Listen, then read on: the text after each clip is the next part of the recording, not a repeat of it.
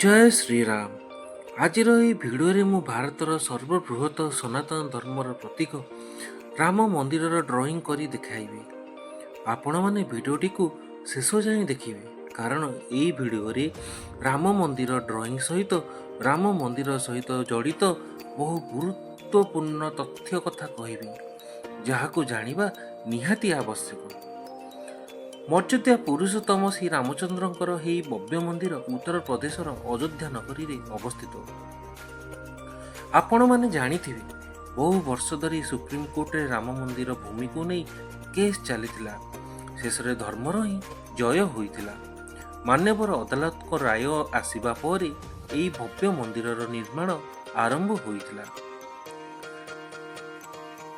ହଜାର ଶତାବ୍ଦୀରେ ବିଶ୍ୱାସ କରାଯାଏ କି ଏହି ଟେମ୍ପୁଲ ଏକ୍ଜିଷ୍ଟ ଥିଲା, ଯାହାକୁ ତିଆରି କରିଥିଲେ ରାଜା ବିକ୍ରମାଦିତ୍ୟ।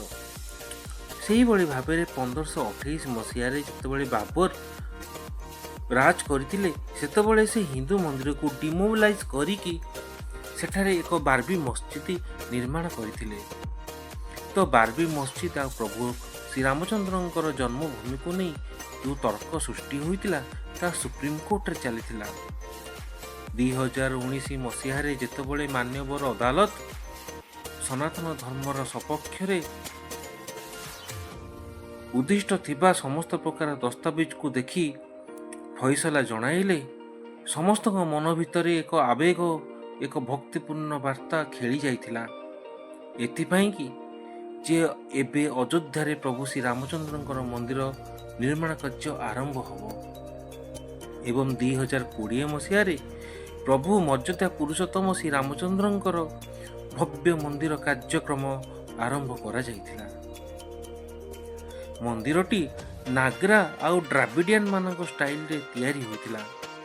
ଏହି ମନ୍ଦିରରେ ମୁଖ୍ୟ ମନ୍ଦିର, ଯେଉଁଠାରେ ରାମ, ସୀତା ଓ ହନୁମାନ ପୂଜା ପାଉଛନ୍ତି। ଗର୍ଭଗୃହରେ ପ୍ରଭୁ ଶ୍ରୀରାମଙ୍କର ସଭାସ୍ଥଳୀ, ମଣ୍ଡପ, ବିଭିନ୍ନ ପ୍ରକାର ସେରିମନି ଏବଂ ଗେଟ୍ ଟୁଗେଦର ପାଇଁକା, ତା ସହିତ ଗୋପୁରମ, ଯାହାକୁ ଆମେ ଏଣ୍ଟ୍ରାନ୍ସ ଟାୱାର କହୁଛେ, ଏବଂ ଏଠି ମ୍ୟୁଜିୟମ ଆଉ ଲାଇବ୍ରେରୀ ମଧ୍ୟ ଅଛି। ପ୍ରାୟ 1800 କୋଟି ଟଙ୍କା ଖର୍ଚ୍ଚରେ ନିର୍ମାଣ କରାଯାଇଥିଲା ରାମ ମନ୍ଦିରକୁ। ଜାନୁଆରୀ 22, 2024ରେ ମନ୍ଦିରରେ ରାମଲୀଳାଙ୍କ ପ୍ରତିଷ୍ଠା କାର୍ଯ୍ୟକ୍ରମ ସମ୍ପନ୍ନ ହୋଇଥିଲା। ଶ୍ରୀରାମ ଜନ୍ମଭୂମି ତୀର୍ଥକ୍ଷେତ୍ର ଟ୍ରଷ୍ଟ ପାଖାପାଖି 3500 କୋଟିରୁ ଅଧିକ ଅର୍ଥ ଆଦାୟ କରିଥିଲେ। ଏହି ଯେଉଁ ଶ୍ରୀରାମ ଜନ୍ମଭୂମି ତୀର୍ଥକ୍ଷେତ୍ର ଟ୍ରଷ୍ଟ ଅଛି, ତାହା ଶ୍ରୀରାମଚନ୍ଦ୍ର ମନ୍ଦିରର ସମ୍ପୂର୍ଣ୍ଣ ନିର୍ମାଣ କାର୍ଯ୍ୟକୁ ଦେଖାରେଖ କରିଥିଲେ ଏବଂ ଏ ଭବ୍ୟ ମନ୍ଦିରର ନିର୍ମାଣ ପାଇଁ ସେମାନଙ୍କର ଅବଦାନ ଅତୁଳନୀୟ। 70 ଏକର ଜାଗାରେ ତିଆରି ହୋଇଛି ମୁଖ୍ୟ ମନ୍ଦିର। 161 ଫୁଟ ଉଚ୍ଚ ଏହି ମନ୍ଦିରର ଉଚ୍ଚତା। ଆପଣମାନେ ଜାଣିପାରୁଥିବେ ଏହି ଭବ୍ୟ ମନ୍ଦିର କେମିତି ଦେଖାଯାଉଛି। ମନକୁ ଏତେ ପ୍ରଫୁଲ୍ଲିତ କରୁଛି, ଏତେ ଆନନ୍ଦ ଦେଉଛି, ମନ୍ଦିରକୁ ବାରମ୍ବାର ଦେଖିବାକୁ ଇଚ୍ଛା ହେଉଛି। ତା ସହିତ ରାମଲାଲାଙ୍କର ପ୍ରତିମୂର୍ତ୍ତି ଆପଣ ଦେଖୁଥିଲେ ଆପଣଙ୍କ ଆଖି ସରିଯିବ।